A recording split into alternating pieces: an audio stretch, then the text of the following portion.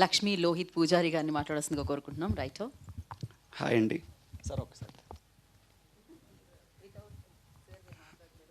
నాకు మొట్టమొదటి అవకాశం, ఒక రచయితగా మొట్టమొదటి అవకాశం ఫిలిం ఇండస్ట్రీలో ఇచ్చిన మా director Venkata Satya alias AVS Varaprasad గారికి నేను జీవితాంతం రుణపడి ఉంటాను. సార్, నేను మీకు ఏమీ ఇవ్వలేను, నేను నా కృతజ్ఞతని ఇలాగే చూపించగలుగుతాను సార్.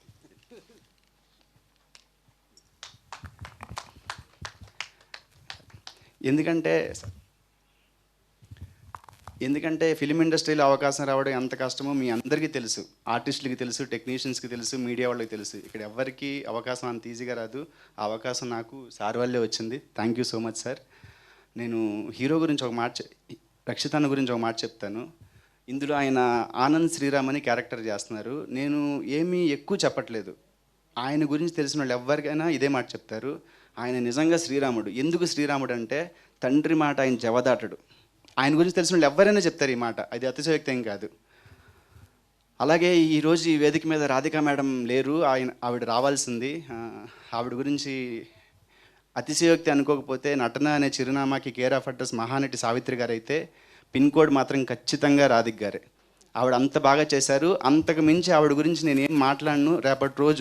రేపు రిలీజ్ అవుతుంది ఆపరేషన్ రౌండ్ 26న థియేటర్స్లో. మీరు చూస్తారు, ఆవిడ నట విశ్వరూపం చూస్తారు. ఆపరేషన్ రౌండ్లో ఒక డైలాగ్ ఉంటుంది, ఈ పురాణాలు ఇతిహాసాలు ఏం చెప్తున్నాయని కాదు, నీ అంతరాత్మ నీకేం చెప్తుందో విను, అది మాత్రమే నువ్వు చేయనుంటుంది. అలా అనుకోబట్టే సొసైటీలో సైకోలు, క్రిమినల్స్ ఎక్కువైపోయారు.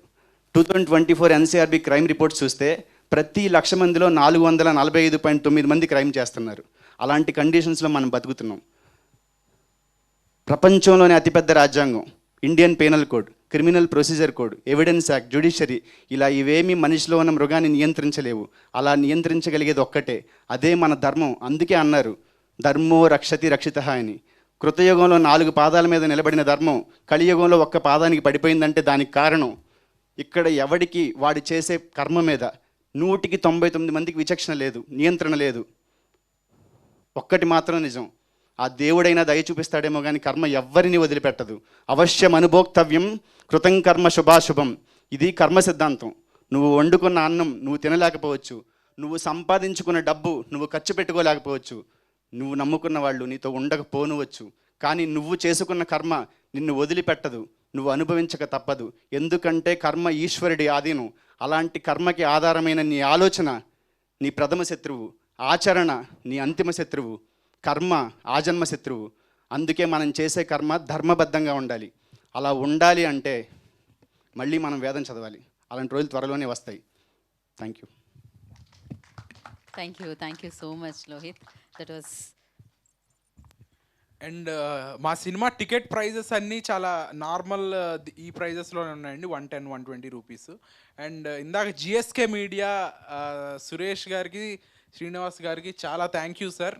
చాలా చాలా చాలా సపోర్ట్ చేశారు. మీలాగా చాలా తక్కువ ఇంత జెన్యూన్గా ఉంటారు. థ్యాంక్ యూ సో మచ్ మమ్మల్ని ఇంత సపోర్ట్ చేసినందుకు. Special thanks to GSK media. Thank you Rakshit. Thank you so much. ఫైనల్గా ఏమన్నా